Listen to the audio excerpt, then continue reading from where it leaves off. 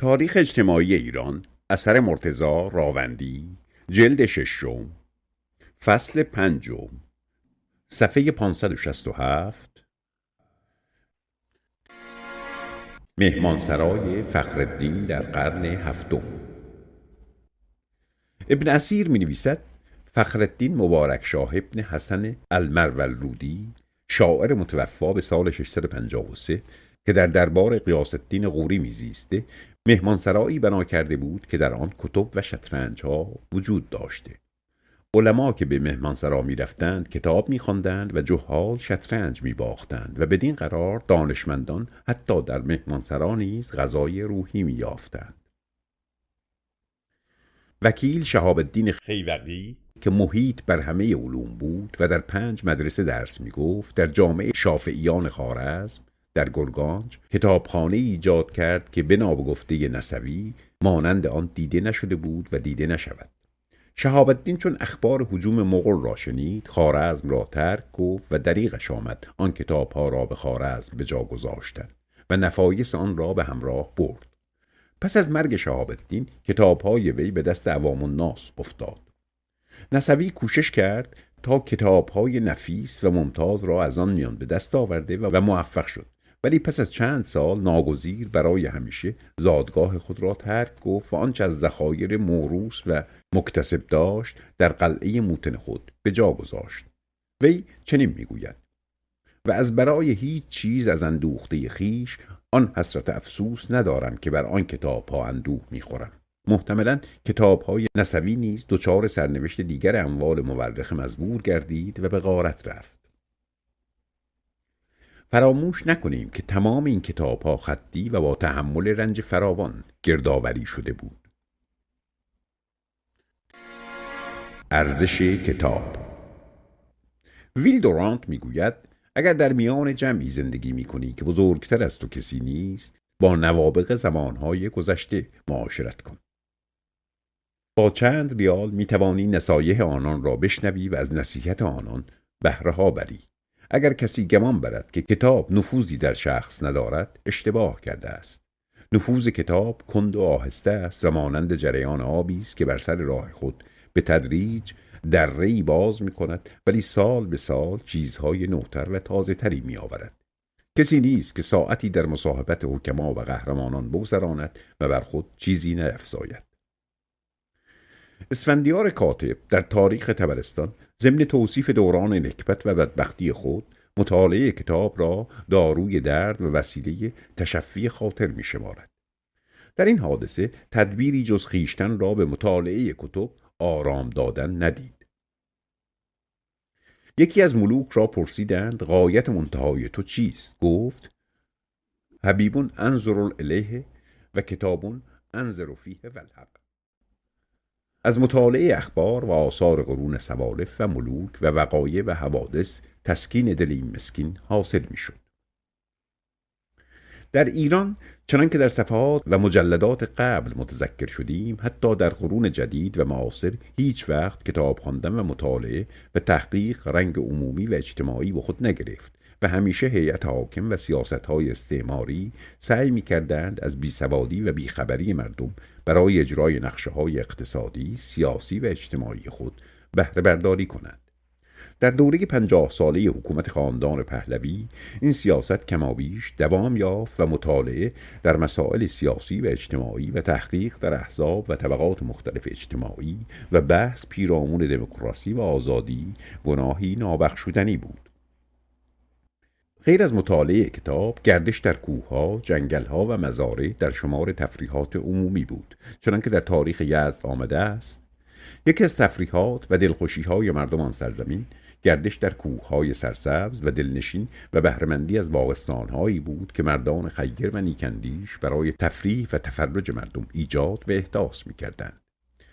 در تاریخ جدید یزد در مقالت نهم در ذکر باغستان و محلات و بانیان باغات از باغ اهرستان یاد می‌کند و در وصف آن می‌نویسد: به هر باغچه که برگذری چمن و گلستان است و به هر سرو قدی که در نگری هزار دستان است. این باغ در عهد شاهرخ بهادر سلطان سخت معمور و آباد بود.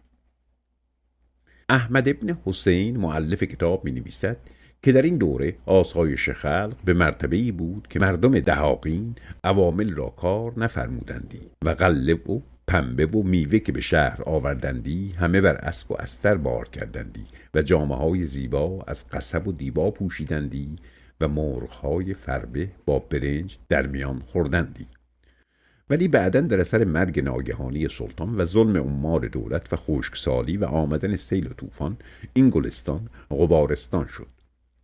ظاهراً در حدود قرن نهم هجری در یزد مردان نیکندیش به احداث باغ‌های عمومی دست می‌زدند و از آمد و رفت و تفریح و تعیش خلق جلوگیری نمی‌کردند، چنانکه به قول مؤلف کتاب مردم در باغ مرتضی اعظم تردد کردندی و سماع زدندی. صفحه 569. انواع وقت گذرانی در ایران. سابقا بعضی از شهرنشینان و روستاییان در اوقات فراغت به نظاره بازی‌های مسخرگان و رقص و آواز مطربان دورگرد، انواع معرکه ها و زورنمایی پهلوانان و نقالی و قوالی و شعبده بازی و بازی های دلقکان و لوده ها و لوتی ها می پرداختند، یا از مشاهده رقص حیواناتی چون میمون و خرس و بندبازی و ریسمان بازی و چشم بندی لذت می بردند. گاه در ایام عروسی نمایش‌هایی معروف به روحوزی یا خیمه شب بازی برقرار می کردند. با اشاعه سینما و تلویزیون و تئاتر نه تنها تفریحات سابق و ذکر رو به فراموشی نهاد، بلکه جنگ انداختن خروسا، قوچا و گاوهای نر و تفریحاتی از نوع چوگانبازی، شکار، تیراندازی و اسب سواری که هم جنبه تفریحی داشت و هم ورزش کاملی بود به طور محسوس رو به کاهش نهاده است. برنامه‌های مذهبی نیز نظیر تعزیه و نوحه‌خوانی، پرده‌داری و نمایش و ارائه تصویر صحرای کربلا که بنیان آن در عهد آل بویه گذاشته شده و در دوران صفویه سخت معمول گردیده بود، با گذشت زمان اندک اندک رو به فراموشی می رود. از دیرباز خرابات و میخانه‌ها و از دوره صفویه به بعد قهوه‌خانه‌ها یکی از مراکز وقت گذرانی مردم میانه حال بود. در شهر تهران که از جهت پیشرفت علم و فرهنگ گل سرسبد همه شهرهای کشور ماست، به موجب تحقیقی که قبل از انقلاب انجام شده است 2334 قهوه‌خانه، 586 رستوران و میخانه، 1171 چلو کبابی، 40 باشگاه ورزشی، 23 ورزشگاه باستانی، 12 سالن و 8 میدان ورزشی وجود داشته است و حال آنکه این شهر تنها دارای 57 کتابخانه و قرائتخانه، 57 انجمن داخلی و خارجی و باشگاه و کانون فرهنگی، 79 سینما و 7 تئاتر است. و این ارقام شاهد صادق بر این است که امور مربوط به جسم به امور مربوط به ذهن و فکر آشکارا غلبه دارد. نقل عباراتی که در یکی از جراید یومیه آمده است از این بابت بجاست. اداره آمار شهرداری قبل از انقلاب اعلام کرد که در شهر تهران در برابر 300 کتاب فروشی 3000 مشروب فروشی و اغذیه فروشی وجود دارد و در این مراکز در سایر فروشگاه‌های سراسر ایران روزانه 500,000 بطری مشروبات الکلی به مردم فروخته می‌شود. سازمان کتابخانه‌های شهرداری اعلام نمود که از نزدیک به 3 میلیون مردم تهران روزانه بیش از 50 نفر به کتابخانه‌های شهرداری مراجعه نمی‌کنند. امیدواریم برای رفع این نقص بزرگ هرچه زودتر مسئولین امور فرهنگی در راه اجباری کردن تعلیمات ابتدایی و سوادآموزی قدم‌های مؤثر و عملی بردارند. در ایران بیشتر اوقات طبقات متوسط و محروم جامعه در راه تلاش معاش صرف می‌شود. کمی مزد و حقوق کارمندان و کارگران و قلت درآمد کشاورزان به حدی است که آنان قدرت خرید ضروری ترین وسایل زندگی را ندارند. تنها طبقه متنعم و ممتاز از دیرباز کمابیش به امور فرهنگی، ذوقی و تفننی توجه کرده‌اند. محاسبه توزیع درصد اقلام هزینه در بودجه خانوار متوسط ایران حاکی است که احتیاجات اولیه شامل خوراک و پوشاک و مسکن 72.2% بودجه خانوار در شهرهای بزرگ، 75.4% بودجه خانوار در شهرهای کوچک و 73.6% همان بودجه را در دهات به خود جذب می‌کند. متوسط هزینه‌های سوخت و روشنایی، مبل و اساس منزل، بهداشت و درمان در شهرها و دهات ایران به ترتیب 5.2%، 4.9% و 4.6% بودجه خانواده است. موریس دوورژه ضمن بیان سیر تکاملی تمدن و تکنولوژی بشر در طول تاریخ از پایان ناپذیری توقعات و احتیاجات بشر سخن میگوید. از آغاز ظهور انسان تا کنون خصیصه کلیه جوامع بشری نایابی یعنی عدم تکافوی مواد موجود نسبت به احتیاجات ارضا شدنی بوده است. برای انسان‌های ابتدایی تفریح و سرگرمی معنی و مفهومی نداشت. انسان ابتدایی همواره در تلاش معاش بود و برای نجات از گرسنگی، از شکار و خوردن گوشت هم نوع خود ابا و امتناعی نداشت. هزاران سال طول کشید تا بشر به کشف کشاورزی و تربیت اغنام و احشام توفیق یافت و توانست احتیاجات اولیه خود یعنی خوراک و پوشاک و مسکن را تأمین کند. از این تاریخ به بعد اندک اندک در مقام رفع احتیاجات ثانوی خود یعنی در صدد تحصیل راحتی، فراغت و فرهنگ برمی آید. همین که احتیاجی رفع شد احتیاجات جدیدی پیدا می شود. به طوری که امروزه با همه پیشرفتی که در امور فنی پیدا شده است هیچ کشوری به آن درجه از توسعه فنی نرسیده است که بتواند تمامی نیازمندی های خود را ارضا کند. در کشور فرانسه 1964 که در حال گسترش کامل است 2/3 کارگران صنایع هنگام تعطیل سالانه آرزو دارند اما نمیتوانند از محل اقامت خود دور شوند زیرا وسایل مادی چنین کاری را ندارند. صفحه 572 استفاده از فراغت در عصر جدید. مفهوم و ارزش وقت و زمان در عصر حاضر با دنیای قرون وسطی قابل قیاس نیست. از آغاز نهضت بورژوازی و رشد ماشینیسم اندک اندک وقت و زمان ارزش و مقام خاصی پیدا کرد و عقلا و صاحب نظران سعی کردند به وسایل مختلف توده مردم را به اغتنام فرصت و بهره برداری از آن متوجه سازند تا ساعت و حتی دقیقه‌ای از عمر آدمی بی حاصل سپری نشود. جامعه شناس فرانسوی لفوبور اوقات را به 3 گروه تقسیم می کند. اول وقت کار که زمان انجام تکلیف است. دوم وقت استراحت که جبران صرف اموری چون مراجعه به ادارات، عیاب و ذهاب و مانند آن می شود و بالاخره وقت آزاد که فراغت نامیده می شود. در عصر جدید استفاده از ایام فراغت برای عموم طبقات جامعه کمابیش امکان پذیر است و با بودن وسایل و اسباب ماشینی و الکتریکی مانند اتومبیل، تلویزیون و مانند آن و به رسمیت شناختن 8 ساعت کار و مرخصی‌های استحقاقی هر آدم عاقل و منظمی می‌تواند از ساعات و ایام بیکاری به نحوی مطلوب بهره برداری کند. روشن است که مواقع و موارد فراغت در طبقات و گروه‌های مختلف جامعه یکسان نیست و میزان آزادی و حدود آسایش نیز تفاوت می‌کند. چون اکثریت جامعه ایرانی روستانشین است و قسمت عمده جمعیت فعال به کشاورزی اشتغال دارد، باید قبول کرد که موجبات استفاده از اوقات بیکاری روزانه و هفتگی هنوز به مقدار فراوان در دسترسی عامه مردم قرار نگرفته است. تعداد روستانشینان در سال 1346 حدود 62% جمعیت بوده است و تعداد کشاورزان در همان سال حدود 47%.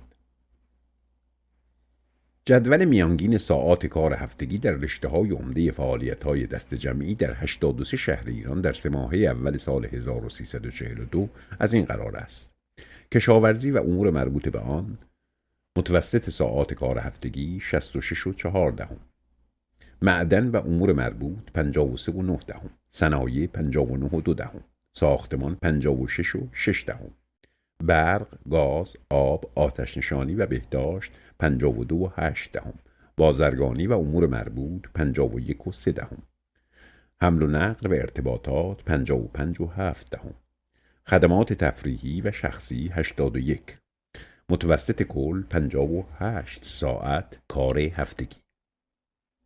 در میان شهرنشینان چنان که ملاحظه می شود شاغلان به خدمات شخصی از همه بیشتر کار می کنند و نظم و ترتیبی در این زمینه دیده نمی شود و مقررات کار در مورد این قبیل شاغلان دخالت ندارد. توی پرانتز قانون کار مصوب 1337 شمسی مدت کار کارگران را 48 ساعت در هفته تثبیت کرده است. همین مطلب را درباره جمعی از کسبه آزاد باید گفت که محدودیتی در ساعات کار ایشان پدید نیست و دولت در سالهای اخیر به زحمت توانسته است که تعطیل روز جمعه را تا حدی اجباری کند. توضیح حاشیه: مأخذ اداره آمار عمومی وزارت کشور. بازگشت به متن. نکته گفتنی این که بیکاری پنهان یا آشکار پاره‌ای از گروه‌های اجتماعی را با فراغت اشتباه نباید کرد. در بسیاری از روستاهای ایران وضع نامساعد اقلیمی، سطح دانش و فن کشاورزی چنان است که اوقات فراوانی به صورت بیکاری فصلی در اختیار دهقانان می‌گذارد. سابقاً این اوقات به فعالیت‌های سودمندی چون صنعتگری و هنرمندی و بافندگی و ریسندگی به شیوه قدیم دستی می‌گذشت. متروک شدن قسمتی از این صنایع و هنرها و استفاده روزافزون از مصنوعات خارجی و فرآورده‌های شهری اوقات بیکاری را خالی گذاشته است. در حدود 8 قرن پیش سعدی که جامعه شناسی واقع بین بود، تفریح و آسایش و آرامش را برای ادامه دادن به کارهای جدی و خستگی آور لازم و ضروری می شمارد و خطاب به دانش آموزان و دانشجویان دوران خود می گوید: زمانی درس علم و بحث و تنزیل که باشد نفس انسان را کمالی، زمانی شعر و شطرنج و حکایت که خاطر را بود دفع ملالی. خدای است آنکه ذات بی مثالش نگردد هرگز از حالی به حالی. به غیر از سعدی دیگر متفکران و صاحب نظران ایران کمابیش به امور تفریحی توجه کرده و جسته جسته در آثار و اشعار خود مردم را به امور تفننی و گردش و تفرج و سیر و سیاحت و مطالعه در آفاق و انفس ترغیب کردند. در قرآن کریم می‌خوانیم: پیش از شما سنت‌ها و عاداتی بین مردم بوده است، پس در زمین و آثار آن سیر و سیاحت کنید و ببینید پایان کار کسانی را که حقایق را منکر شده‌اند. جامی در روضه دوم بهارستان تأمین سعادت را در پناه 5 چیز ممکن داند. 5 چیز است که به هر کس دادند زمام زندگی خیش در دستش نهادند. اول صحت بدن، دوم ایمنی، سوم وسعت رزق، چهارم رفیق شفیق و پنجم فراغت. به نظر جامی رعایت اعتدال و پرهیز از کارهای بیماریزا و برخاستن از سفره قبل از سیری رمز سلامتی و تندرستی است. آن به که ز اسباب مرض پرهیزی و از ننگ طبیبان دغل بگریزی. ناگشته تهی معده بخوان ننشینی، زان پیش که معده پر کنی برخیزی. شیخ بهایی در کلیات خود از ارزش و مقام عمر آدمی سخن میگوید. به نظر وی همه چیز قابل جبران است جز عمر. شکم را با نان جوین میتوان از گرسنگی رها ساخت و بدن را با دلق کهن میتوان پوشانید. آنچه سخت گرانبها و غیر قابل جبران است عمر عزیز است، غنیمت شمار. گر نبود خنگ مطلا لگام، زد بتوان بر قدم خویش گام. ور نبود مشربه از زر ناب، با 2 کف دست توان خورد آب. ور نبود بر سر خوان آن و این، هم بتوان ساخت به نان جوین.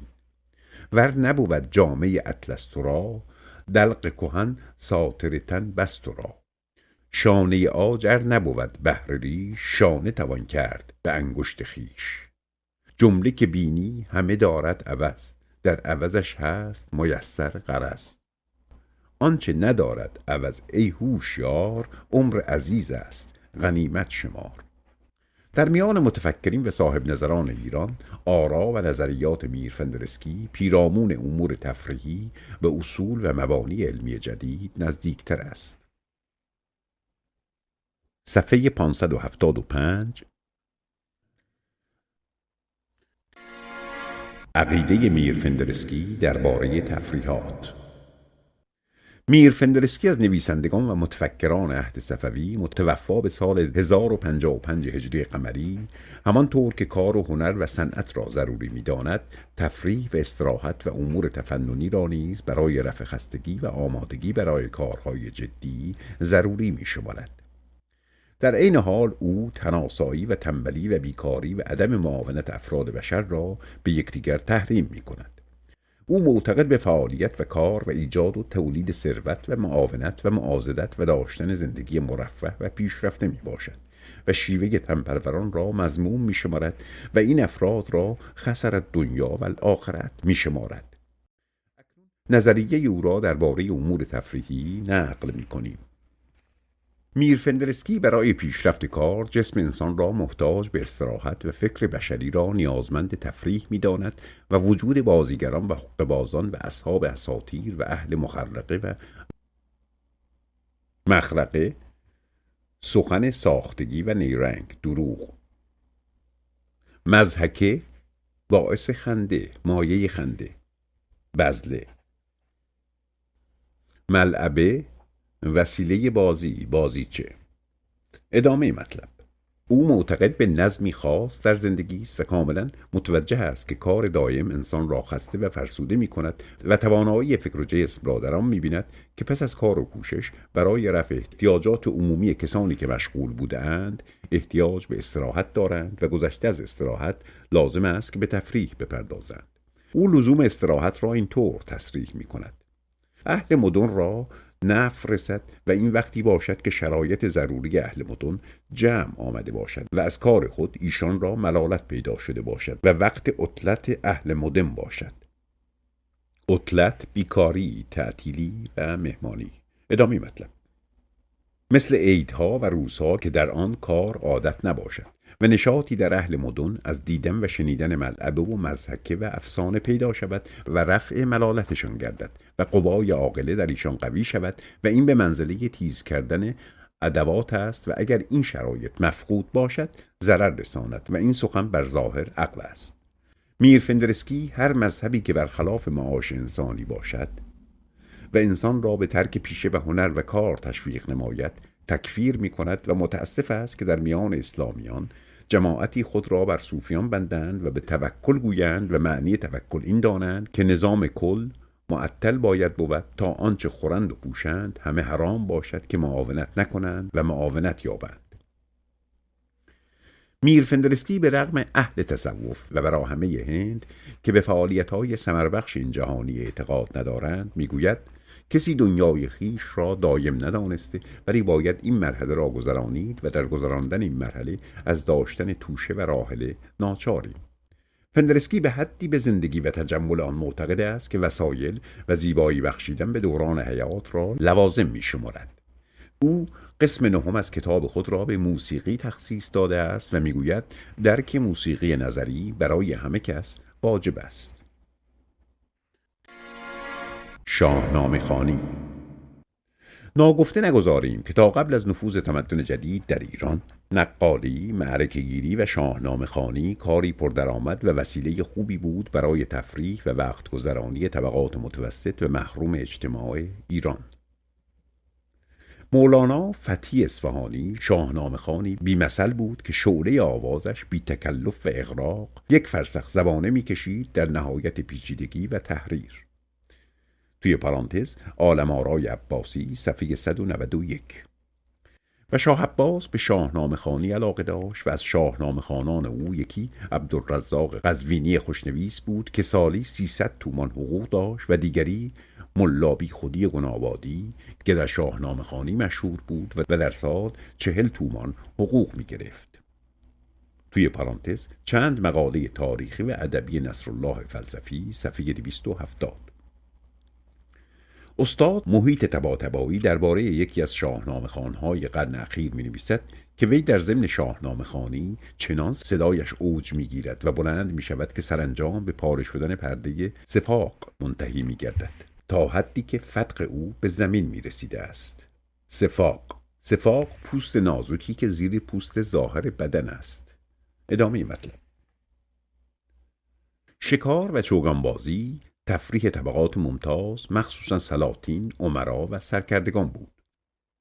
صفحه 577. آتشبازی و چراغانی. شاه عباس چراغان، آتشبازی، شکار، چوگانبازی و قیق اندازی را بسیار دوست می داشت. تماشای جنگ گاو و قوچ و شتر و گرگ بازی و جنگ شاهین و عقاب و حقه بازی و بندبازی از جمله تفریحات او بود. گاه به ماهیگیری می پرداخت و گاه در مراسم عید آب پاشان شرکت می کرد. گاه نیز به قهوه‌خانه های شهر می رفت و با شاعران و اهل ادب به گفتگو می نشست. شاه عباس هر وقت به یکی از شهرهای بزرگ ایران می رفت یا از سفری به پایتخت برمیگشت، فرمان میداد که شهر را چراغان کنند و وسایل آتشبازی را فراهم آورند. این گونه تشریفات غالبا چندین شب طول می کشید و شاه هر شب به بهانه‌ای به تماشای چراغان می رفت. یک شب سفیران بیگانه را به تماشا دعوت می کرد و شب دیگر با زنان حرم به گردش می پرداخت و شب سوم گروهی از سران دولت و سرداران را با خود به تماشا می برد. هنگام ورود به شهر دستور میداد که چندین هزار سرباز پیاده با لباسهای رنگارنگ و شمشیر و تفنگ از دو سوی راه در دو صف قرار گیرند. مورخ دیگری هم درباره آیین‌بندی و چراغانی که به امر شاه در سال 1003 در شهر قزوین صورت گرفت می نویسد: شاه عباس به آلپان بیگ یساول صحبت قاجار دستور داد که مردم را به چراغان کردن میدان سعادت آباد وادار کند. به فرمان او دکانهای اطراف میدان را میان امرا و ارکان دولت و یوزباشیان و قورچیان و ملازمان درگاه شاهی و مردم شهر و اردو و بازار تقسیم کردند و حکم شد که هر کس دکان خود را 12 ضرب پیش آورد و با چوب بستا و ستونها 4 تاقی بسازد و بر آن چراغها و فانوسها بیاویزد، چنانکه بر هر دکانی بیش از 1000 چراغ و فانوس آویخته شود. در شبهای چراغان گاه به فرمان شاه عباس آتشبازان مناظر میدان جنگ را مجسم می کردند و در ضمن آتشبازی تفنگ و توپ نیز به کار می بردند.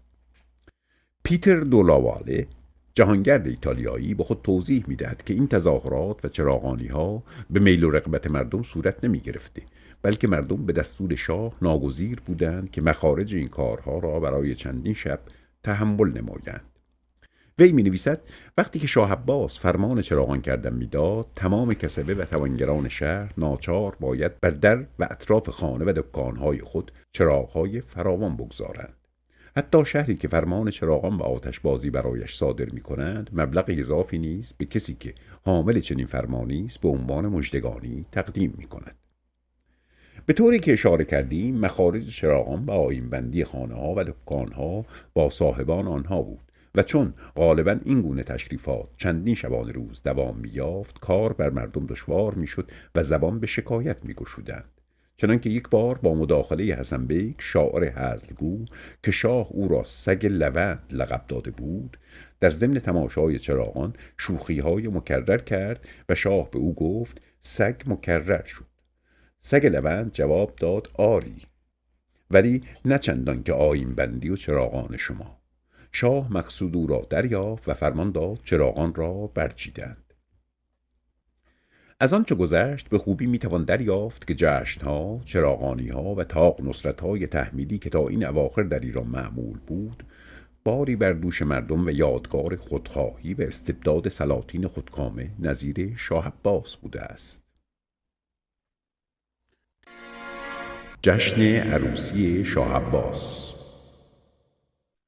در مراسم عروسی شاه عباس با مهدولیا خانم در باغ سعادت آباد یا باغ جنت قزوین جشنی شاهانه برپا ساختند و 3 شب چراغان و آتشبازی کردند و مبلغ 700 تومان که به پول آن زمان ثروتی بود فقط صرف آتشبازی شد و شاه عباس بدین شادی به جمعی از سرداران مناصب تازه عطا کرد. پس از آن شاه عباس زنان بسیار دیگر از ایرانی، گرجی، ارمنی، چرکس و تاتار گرفت. عده زنان شاه عباس را از 400 تا 500 نفر نوشتند. آذین‌بندی و چراغانی و تظاهرات مردم در عهد صفویه. در کتاب نقابة الآثار فی ذکر الاخبار تألیف محمود ابن هدایت الله نتنزی ضمن بیان وقایع تاریخی به امور اجتماعی و ذوقی مردم و مراسم آذین‌بندی و چراغانی نیز اشاره شده است.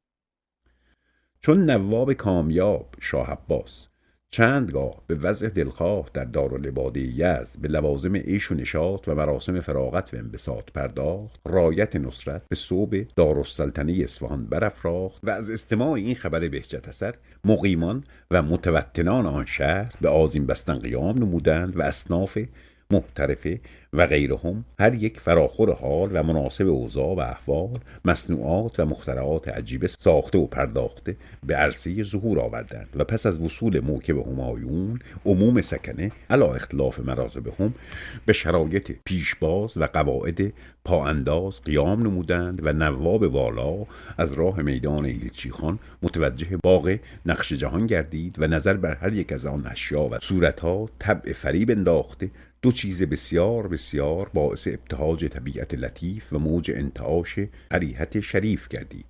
یکی آنکه شخصی در میان میدان دکانی از 4 ستون و تخته ها ترتیب داده و بر سطح آن خراس، مقصود آسیایی است که به وسیله حیوانی به گردش درآید، و بر سطح آن خراس ارده ساخته که شتری آن را میگرداند و وقوع شتر بر آن سطح بسیار غریب و عجیب بود.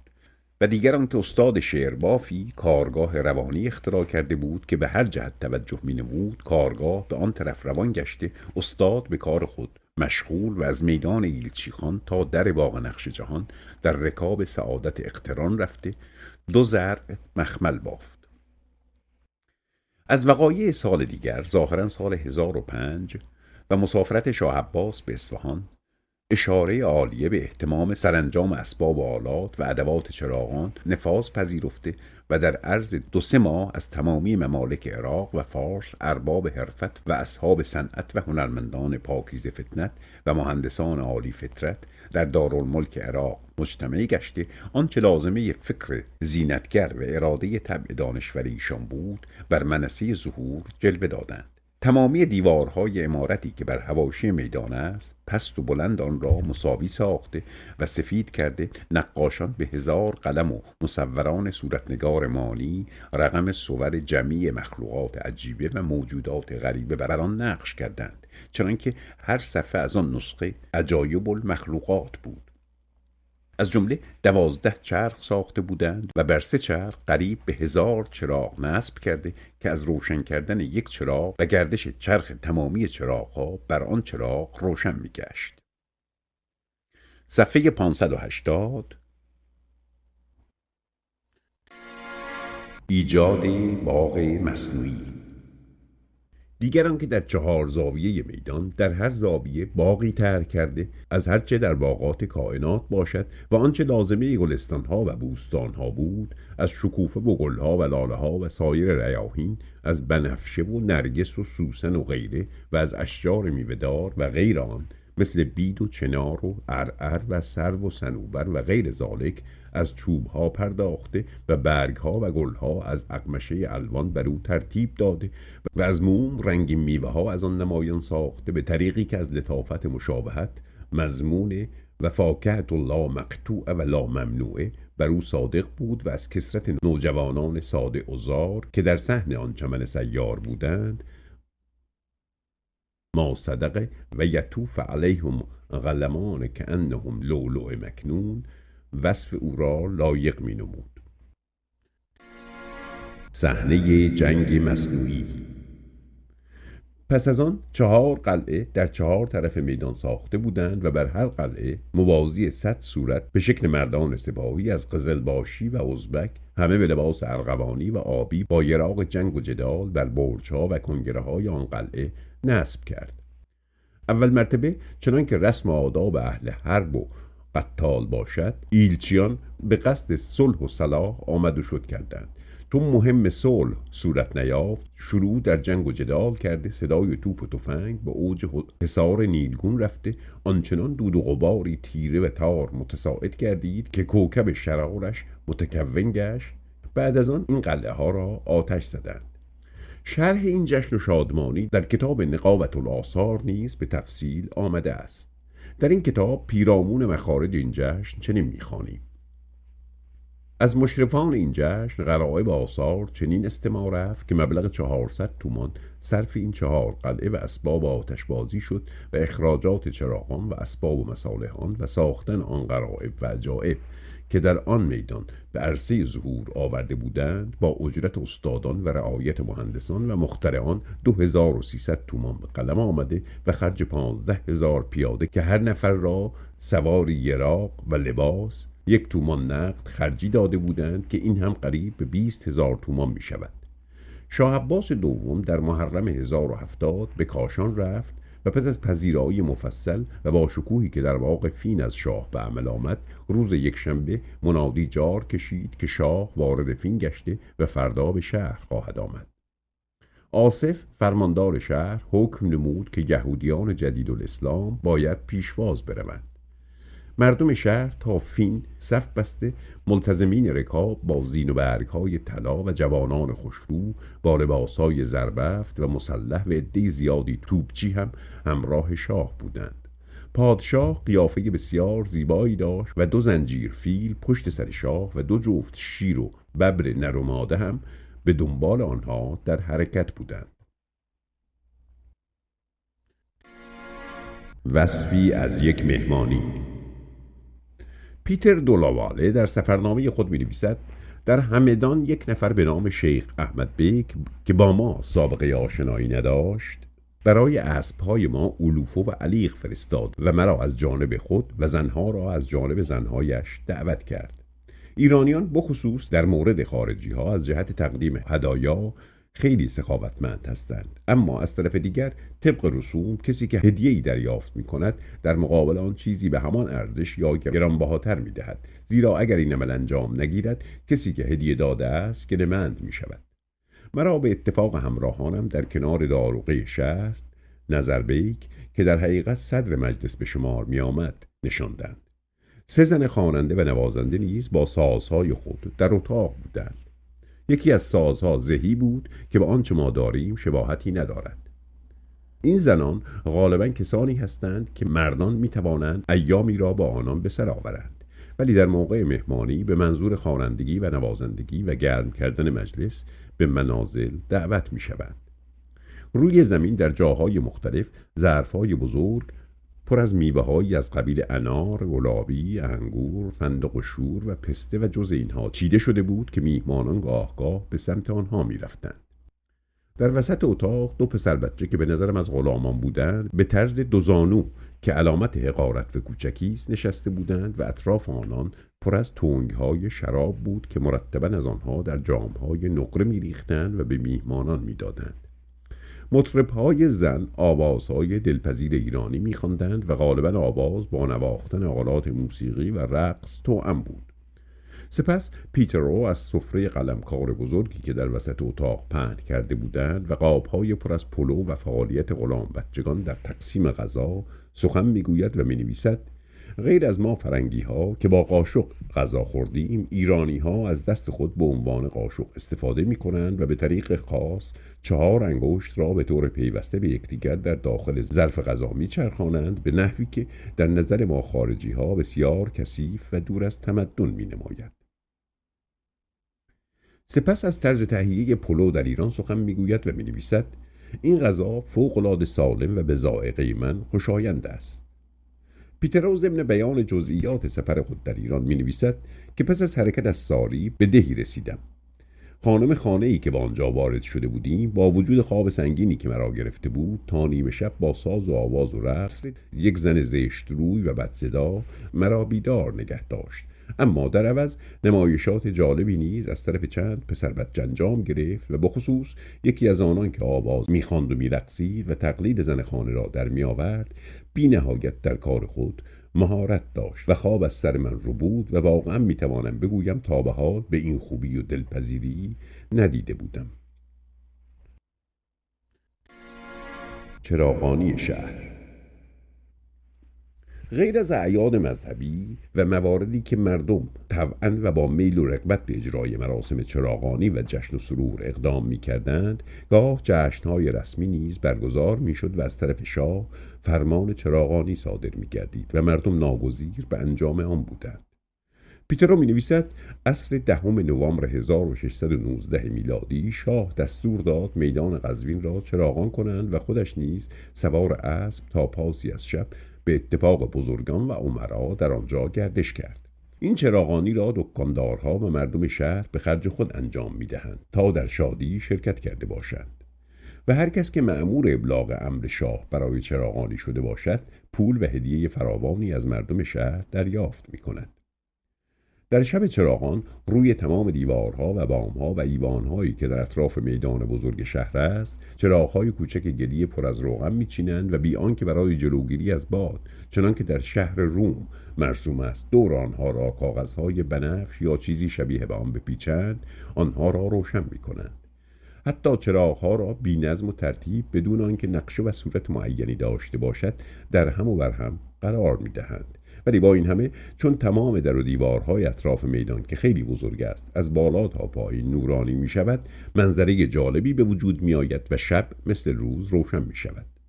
روز یکشنبه غروب که باز هم چراغانی ادامه داشت شاه دستور داد دور تا دور میدان را با تخته بستند و گفت همه داخل شوند و خودش نیز تمام شب را در آنجا راه رفت و زیر نور چراغهای بیشمار میدان به میگساری پرداخت. شب بعد که باز هم چراغانی بود شاه سفیر هند را به حضور پذیرفت و مدتا با یکدیگر نشستند و صحبت کردند و نوشیدند. رجال و سرداران و اعیان دولت چون در ایوان جا نبود در خیابانهای اطراف میدان گرد آمده بودند. بعضی ها می خوردند و می نوشیدند و برخی به روی زمین نشسته یا دراز کشیده بودند و خلاصه هر کس آزادانه به کاری که خود می خواست مشغول بود. توضیح حاشیه: سفرنامه پیترو، صفحه 423. مجالس جشن و سرور خواص. هنگام جلوس پادشاهان و در ایام عروسی امرا و سلاطین و شخصیت‌های بزرگ مجالس جشن و سرور برپا می‌کردند. در این محافل خوانندگان و نوازندگان دست به کار می شدند و از هر طرف صدای ناله نی و ارغنون و صدای چنگ و بربط و عود و سرود مطربان به گوش می رسید و شاهدان خوبروی به رقص و سماع می پرداختند و چند تن از غلامان زیبا با قبای سیمین و کمرهای زرین در ساغرهای زر شراب یا عرق می ریختند و به مدعوین تعارف می کردند. در آن دوره برای آنکه بوی خوشی به مشام حاضران برسد معمولاً از مجمر، بخار بخور و عنبر و عبیر متساعد بود. علاوه بر این پس از کشورگشایی سلاطین مردم طوعاً و کرهاً به اقامه مراسم جشن و سرور می پرداختند. شاعری در توصیف یکی از این جشنها چنین می گوید: همه شهر در زیور و زرنگار، گوهرپوش روی زمین از نثار، به آیین ببسته بسی 4 طاق که هر یک بودی رشک نیلی رواق. همه مملکت گشته آراسته، در و بام پرزیور و خواسته. خورش‌های الوان ز اندازه بیش، به خوان‌های زرین نهادند پیش. به هر شهری از شادی فتح شاه، بشارتگران برگرفتند راه. در این قبیل جشنهای بزرگ چنان که گفتیم میدانها را چراغانی می کردند و هر یک از پیشوران دکان خود را به نحوی می آراستند. ز هر صنف مردم وضیع و شریف، جدا بسته آیین به طرزی لطیف. جواهر فروشان به 100 زیب و فر، بیاویخته شده های گوهر. شده چند رشته نخ به هم پیچیده که به یک اندازه آنها را بریده باشند. ادامه مطلب: چو دکان صحاف گردیده راست، فغان تماشایی از شهر خواست. به تذهیب و تزفیر پرداخته، مجلد به 100 زینتش ساخته. به جایی که مأوای بزاز بود، ز هر گونه‌ای رخت بسیار بود. به دکان او مخمل رنگ رنگ، چو افلاک بر روی هم تنگ تنگ. ز حلوای حلواگر نازنین، شده کام جانها همه شکرین. به دوران گروهی فواکه فروش، به سرنا و طبل و غریو و خروش. سهی سر به قدان نوخاسته، سبدها ز هر میوه آراسته. چو بر قد بقال کردم نظر، بدیدم نهالی پر از بار و بر. نهالی که شفتالوش بار بود، ز هر سو هزارش خریدار بود. صفحه 584. پذیرایی در چادر سلطنتی یا سراپرده شاهی. گاه سلاطین صفوی برای تفریح و خوشگذرانی خیمه و خرگاه خود را در مناطق خوشمنظر و زیبا برپا می کردند. پیترو د لاواله در مکتوب پنجم خود مشخصات این چادر را چنین توصیف می کند: این چادر یک راهرو بزرگ طولانی و انتهای آن مدور است. این چادرها از بیرون نمدین است و بدین جهت برای جلوگیری از نفوذ سرما و باران و نیز ممانعت از نفوذ گرما و حرارت خورشید بسیار مناسب به نظر می رسد. سراپرده شاهی از قطعات 3 رنگ ترکیب می شده، یکی سرخ تیره، دیگری زرد و سومی سبز، و این ترتیب تا انتهای سراپرده ادامه داشت. پهنای هر قطعه 1 نمد و درازای سراپرده به اندازه برد 1 تیر بود. داخل این چادر که از قالی‌های گرانبها مفروش شده بود، 2 سفره بزرگ گسترده بر روی هر یک پارچه زربفت بسیار زیبا و گرانبهایی کشیده بودند. این 2 سفره که در 2 سوی چادر گسترده شده بود، با یکدیگر تفاوتی نداشتند و آنها را فقط برای باده نوشی و وقت گذرانیدن و سرگرم ساختن مهمانان آماده کرده بودند. بدین سبب روی آنها چیزهایی که مناسب شرابخواری باشد مانند میوه و پسته شور و خیار و از این قبیل چیده بودند. ظرفها به رسم دربار ایران همه از طلا و نقره و بی سرپوش بود و باید اضافه کرد که تعداد ظروف نقره کمتر از تعداد ظروف طلا بود. روی سفره دیگری تنگهای شراب و پیاله ها و چراغها را جا داده بودند. یکی از تماشایی ترین چیزها تشت طلای پر از یخی بود که تنگهای شراب را برای خنک شدن در داخل آن گذاشته بودند. این تشت به شکل مربع مستطیل مانند گاهواره یا صندوقی ساخته شده و در تزیین آن مهارت بسیار به کار رفته بود و به قدری بزرگ بود که به نظر من 2 مرد قوی به زحمت از عهده بلند کردنش برمی آمدند. من و پدر جوانی تخمین زدیم که این تشت بدون تنگهای زرین داخل 20,000 سکه طلا ارزش دارد. به این قیاس میتوان ارزش اشیایی را که تاکنون شمردیم و بر سر سفره‌های 3 قرار داشتند به حدس دریافت. پیترو پس از آن که به تفصیل خصوصیات سراپرده شاهی را توصیف می کند می نویسد: وقتی که ما در جای خود نشستیم، شاه عباس ایستاده بود و از یک سوی مجلس به سوی دیگر می رفت. گاه چراغ‌ها را مرتب می کرد و گاه صراحی‌های شراب را که در ظروف پر از یخ جای داده بودند یا ساغرها و جامها را ترتیب میداد و غلام بچگان را به خدمت مهمانان میفرستاد و به این نیز اکتفا نمی‌کرد و خودش احیانا کاری را که قاعدتاً خدمتکار باید انجام بدهد شخصاً انجام میداد. پیترو می نویسد: در این مجلس پرشکوه و جلال به خوان تاتار و همراهانش در شاخهای مرصع به الماس گرانبها شراب می ریختند. جامهای شراب 1 پارچه از طلای خالص بود و چنان سنگین بود که نگه داشتن آن با دست به زحمت میسر می شد. کارری می نویسد: ایرانیان از صرف غذا با کاتولیکا اجتناب می ورزند و عقیده دارند که دست آنها غذا را نجس می کند. جشن عروسی رضاقلی میرزا با دختر شاه سلطان حسین. به طوری که از عالم آرای نادری برمی آید، در جشن باشکوه رضاقلی فرزند نادرشاه افشار نه تنها بازیگران و هنرپیشگان ایرانی بلکه بازیگران فرنگ نیز به طور مؤثر شرکت داشتند. آتشبازان فرنگ به طور و آداب فرنگ درخت نار و لیمو و نارنج و ترنج ساخته به مجلس می آوردند و حرکت می دادند.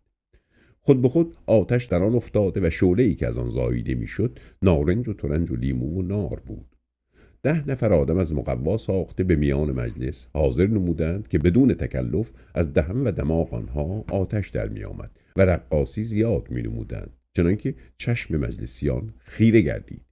و دیگر 10 نفر وارد مجلس شده، هر یک از 4 تار و سنتور و مغانی و رباب و دو تار و کمانچه و نیمبان در دست گرفته حرکت می دادند. آتشی که از آن مناره ها بیرون می آمد 12 مقام و 34 گوشه و 64 شعبه به نحوی ظاهر می گردید که اهل مجلس محفوظ می شدند. و دیگر 10 نفر وارد شده، هر یک اراده از مقوا ساخته و توپ بزرگ از کاغذ یکلا در بالای آن اراده تعبیه نموده بودند که به نظر اهل چون توپ 20 من گلوله به نظر در می آمد و آتش می دادند که صدای آن چون رعد در خروش آمده تزلزل در زمین و زمان انداخت. البته این هنرنمایی ها به همت اروپاییان مقیم دربار نادر که بیشتر انگلیسی بودند صورت می گرفت و ظاهرا ایرانیان در این صحنه ها نقش مهمی نداشتند. چنانکه نویسنده عالم آرا می گوید صنایع غریبه نمودند که عقل از ادراک آن قاصر بود و استادان موشکساز خراسان در آن عجایبات عاجز بودند. از آخرین سالهای حکومت نادر تا روی کار آمدن کریم خان زند، مردم ایران در اثر جنگ‌های فراوان روی آسایش و آرامش ندیدند، ولی کریم خان برخلاف نادر به آسایش و رفاه مردم علاقه فراوان داشت. چراغانی شهر. پس از مراجعت کریم خان از آذربایجان، مردم شیراز 7 شب و 7 روز بازارها و کاروانسراهای شهر شیراز را به زینت و زیورها راستند و چراغان نمودند و شب و روز باده‌کشان به باده‌کشی و رامشگران به رامشگری مشغول بودند. یکی از تفریحات مردم شرکت در جشن عروسی و مبارکباد جلوس پادشاهان جدید بر اریکه سلطنت بود. به حکایت رستم التواریخ پس از آن که علی مردان خان به پادشاهی رسید، ایلچیانی از مردم سند و هند فرنگ به مبارکباد و تهنیت او آمدند و اهل اصفهان به مناسبت ورودش بازارها را در 7 روز و 7 شب زینت و آیین بستند و اشیاء نفیسه غریبه و عجیبه چند از جباخانه و عجایب خانه ملوک صفویه بیرون آوردند و به 3-4 سوی بازار سلطانی نهادند که از تماشا و تفرج آنها عقلاً و عرفاً محو و مات گردیدند و بازارها و دکاکین را از افروختن چراغان بسیار و شعله ها و شمع‌های بیشمار مانند سپه لاجوردی چراغستان نمودند و در همه جا بزم طرب آراسته و دف و نقاره و عود و رود و چنگ و رباب و بربط و نای و نی، چارتار و تنبور و سنتور و موسیقار با آهنگ و نوا، دوستان و ارباب وجد و رقص و لهو و لعب و مطربان خوشاواز زهر جبین را بیهوش نمودند. همچنین پس از آن که علی مردان خان دختر هدایت الله خان را به زنی اختیار کرد، در شهر اصفهان که پایتخت بود سور پادشاهانه برپا نمودند و بازارها و دکانها را به زینتها و زیورها و پیرایه‌ها و نقش و نگارها آراستند و با افروختن مصابیح و مشاعل شبها چون روز روشن و خوشتر از گلشن بودند. مطربان شورانگیز به نواختن دف و نقاره و چنگ و چغانه به الحان خوش و رقص دلکش زهره صفنشینان محفل عیش و بزم طرب را در خواب انداختند و از فرط نقل و حلوا دکانهای قنادی مانند خانه فقرا خالی و از ظفور ناز و نعمت و از کثرت اطعمه و اشربه بطون خاص و عام ممتلی گردید. بطون، بطنها، شکمها، ممتلی، پر. ادامه مطلب. شرکت کریم خان زند در عروسی فرزند خود. در عروسی مفصلی که کریم خان برای فرزند خود ابوالفتح خان برپا کرد، به حکایت مؤلف رستم التواریخ همه بازارها و کاروانسراهای شهر شیراز را زینت و آیین و چراغان نمودند. ارباب طرب در همه مجالس و محافل به سازندگی و نوازندگی و رامشگران در 7 روز و شب مشغول بودند و بندبازان و بازیگران و رقاصان به رنگ‌ها و نیرنگ‌ها مشتعل با 1000 اصول در میان 4 سوی توی پرانتز 4 بازار کریم خان در بالای حوض بزرگ پرآبی تختی گذارده بودند و مطربان و رامشگران بر آن تخت به ترتیب نشسته و به سازندگی و نوازندگی مشغول بودند. اتفاقا شبی فاطمه شیرین شمایل بالای تخت مذکور مشغول رامشگری بود که ناگاه آواز دورباش و بروبروی کریم خانی بلند شد و والاجا کریم خان وکیل الدوله جمع اقتدار از دور پیدا شد. چون چشم ملا فاطمه شیرین شمایل به آن خسرو نیکو قریحه افتاد، شروع به خواندن سرودهای دلکش نمود. والاجا کریم خان با تأنی و تأمل و توقف می آمد و تماشای بازار و دکاکه می نمود و تحسین و آفرین می فرمود، تا آنکه به سر چارسو به در دکان عالیجا آقا میرزا باقر برادرزن کریم خان برسید. بر کرسی نشست، به ملا فاطمه شیرین شمایل فرمود شعرهای نصیحت آمیز به مناسبت بخوان و مترس که ما از سخن راست نمی رنجیم. اگرچه کلام حق تلخ است، اما در مذاق ما شیرین است.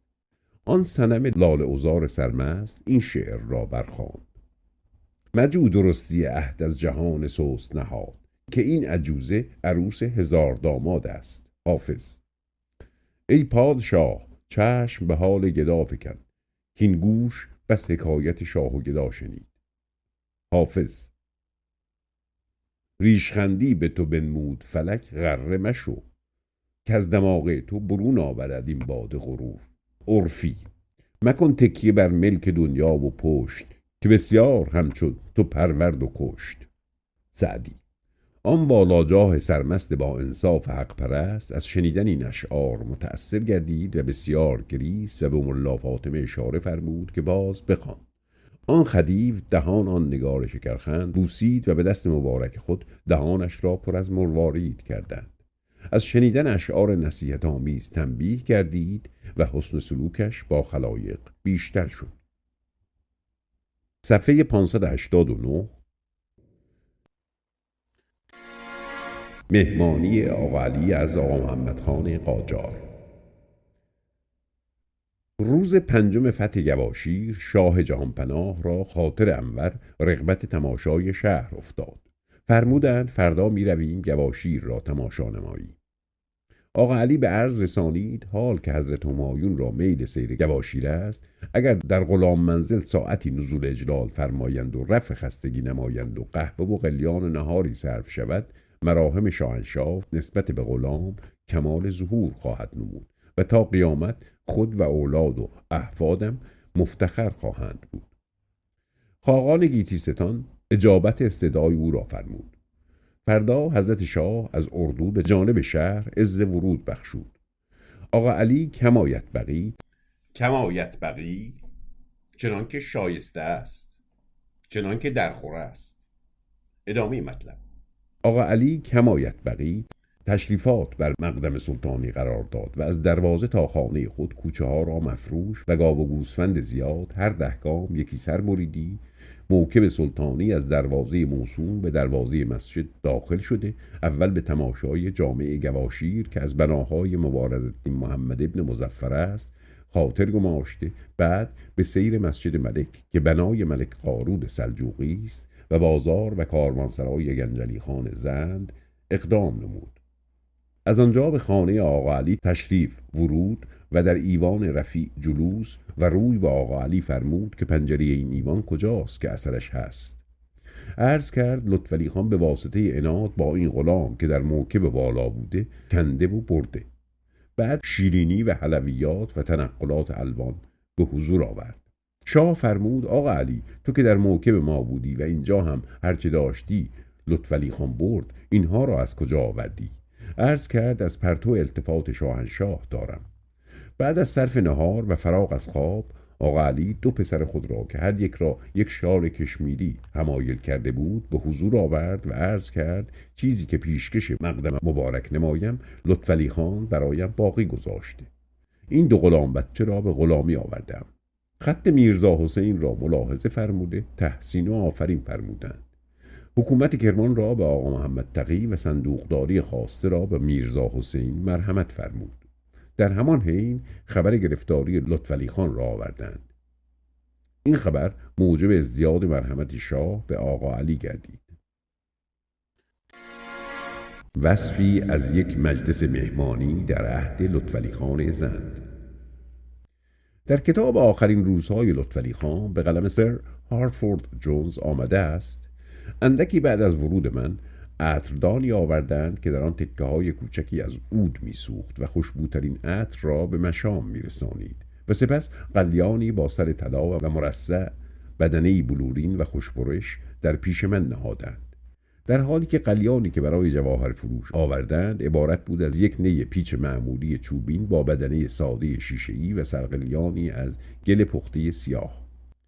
بعد قهوه تعارف کردند. باز هم قهوه مرا در جام کوچک طلایی مرصع دادند، در حالی که جواهر فروش قهوه خود را در جام کوچکی که داخل یک نعلبکی قرار داده بودند نوشید. بعد از قهوه نوبت به میوه رسید. میوه فراوان از برگزیده میوه‌های فصل را مخلوط با تکه‌های یخ در زیباترین و کمیابترین کاسه‌های چینی جای دادند و کاسه را در میان سینی‌های منقش به نقش‌های رنگین در فاصله‌های خالی سینی لذیذترین شیرینی‌ها و بستنی‌ها قرار داشتند. در حدود ساعت 9 شام آوردند و قطعات درازی از چیت‌های بندر ماسوله جلوی ما پهن کردند و مجمعه‌های پرنقش و نگار و جلایافته‌ای را بر روی چیت‌ها نهادند.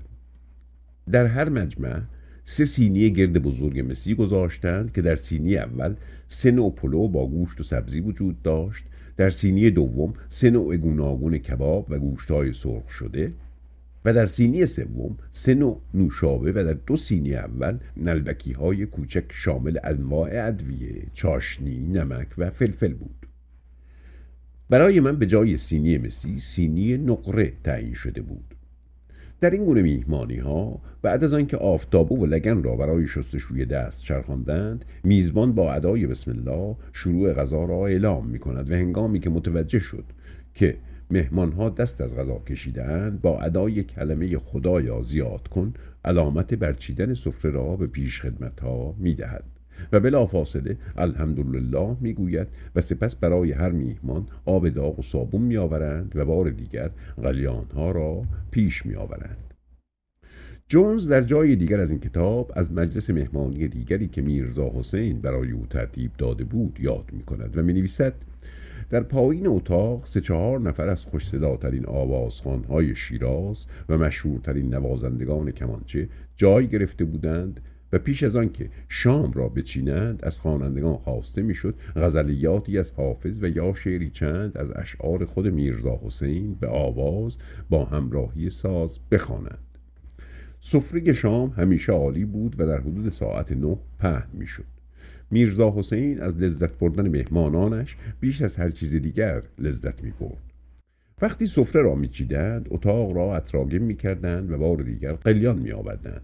سپس نقال میرزا که صدای فوق‌العاده‌ای داشت پیش می آمد و قطعاتی از شاهنامه و یا متون تاریخی فارسی و عرب از بر می‌خواند تا اینکه میرزا با ادای بارک الله به نقال اشاره مرخص شدن و به میهمانان علامت رفتن میداد، مگر آنان که می‌خواستند در موضوعات حکومتی به طور خصوصی با او مذاکره کنند، زیرا میرزا حسین همیشه در این ساعات وقت ملاقات اختصاصی برای خواستاران تعیین می‌نمود.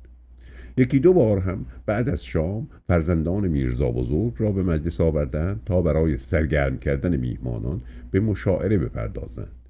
مقدار ابیاتی که این کودکان از برداشتند به نظر من سخت حیرت انگیز آمد. شام بدین سان گذشت و یکی از باشکوه ترین شام هایی بود که من تا آن روز در تمام طول اقامتم در ایران خورده بودم. وقتی که بساط شام را برچیدند، بار دیگر اتاق را با عطر عود آکندند و برای هر میهمان شیشه های کوچک گلاب آوردند تا به دلخواه مصرف کند. تاریخ اجتماعی ایران، اثر مرتضی راوندی، جلد 6، فصل 5، صفحه 592. با سپاس.